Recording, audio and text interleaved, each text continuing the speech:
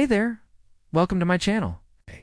We've done videos on the origins of soccer, baseball, and basketball, so it's only fitting that we turn our attention to lacrosse, the creator's game, which is believed to have been invented by the indigenous peoples, most likely the Haudenosaunee, or the people of the Longhouse, also known as the Iroquois Confederacy, located in what is now Canada and the United States. The exact origins are unknown, but many historians believe the game began sometime around the 12th century, long before European colonization. The Haudenosaunee and other tribes played a game known as bagatoe or tewaratan, meaning play or battle with the little stick.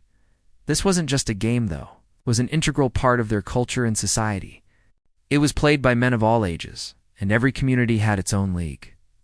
Each team consisted of 100 to 1,000 players, depending on the size of the community. They would compete across vast fields that stretched for miles. Wow. Sometimes the games would last for days. And yes, there was a small ball involved, but the main objective was to develop young warriors and prepare them for the very real battles that were to come. Skills like agility, hand-eye coordination, stamina, and strategic thinking were honed in every match. When the French explorer Samuel de Champlain arrived in Canada in 1608, he found the natives playing a game that he described as a kind of hockey. Later, in 1636, Jesuit missionary Jean de witnessed the Hurons playing a game near Thunder Bay, Ontario, and he named it crosse because the sticks resembled the curved handle of a bishop's crozier.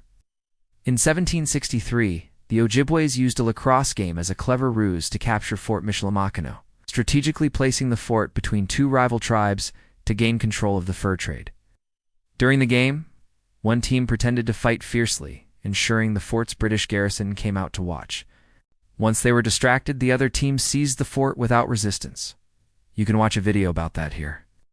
But despite its strategic importance to the natives, lacrosse remained a mystery to Europeans until 1834, when the Caughnawaga Indians, also known as the Caughnawaga Mohawks, performed an exhibition game in Montreal.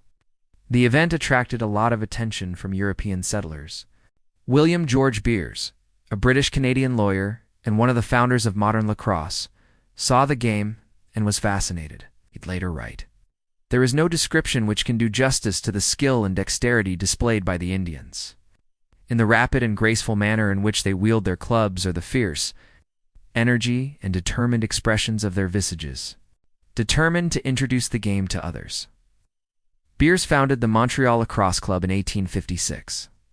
2 years later, he organized the first recorded game under official rules, which he helped set, reducing the number of players on each team from hundreds to 12 and shortening the playing time to stop the matches from becoming deadly affairs that could go on for days. On December 6, 1867, the first game under these rules was played at Upper Canada College between McGill University and the Montreal Lacrosse Club. Lacrosse soon went global. Exhibition games were played in England in 1867 and in 1876. Queen Victoria watched a match and was so impressed that she later endorsed the sport for English schools. Back in Canada, the first Lacrosse Association was formed in 1873. Meanwhile, in the U.S., the Mohawk Lacrosse Club, one of the first U.S. clubs, was formed in Troy, New York in the late 1800s. Lacrosse made its debut at the Olympics in 1904 in St. Louis. Team Canada won the gold medal, defeating the U.S. 8-2 in the final. 4 years later, in 1908, the British took up the game and won the gold medal in London. But after 1908, lacrosse disappeared from the Olympic program.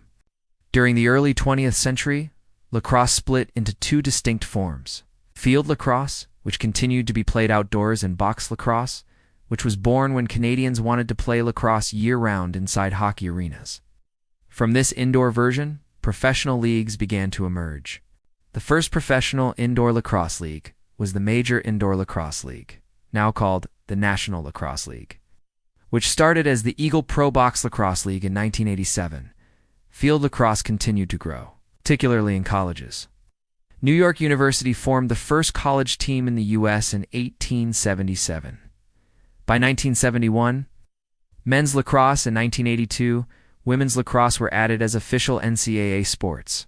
Professional outdoor lacrosse also took off with the creation of Major League Lacrosse in 2001.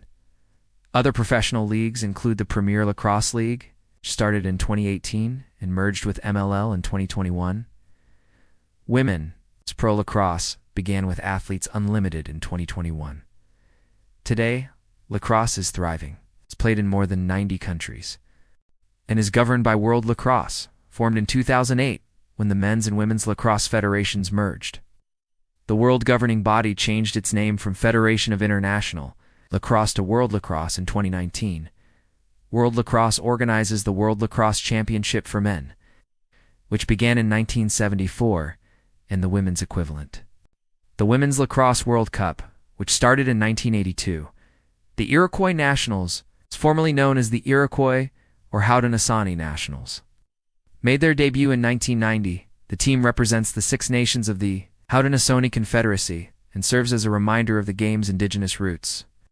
In 2023, lacrosse will be added back onto the Olympic program, making its return at the 2028 Summer Olympics in Los Angeles. From its sacred beginnings on the fields of the Haudenosaunee people to its rise as a global sport, lacrosse has come a long way. Today it stands as a testament to tradition, teamwork, and resilience.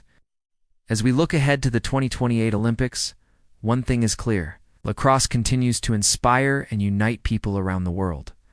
Thanks for joining me on this journey through the history of lacrosse. If you liked this video, be sure to give it a thumbs up and subscribe for more sports history. And if you have a favorite memory or moment in lacrosse history, share it with us in the comments below. Till next time, keep playing the greatest game on earth.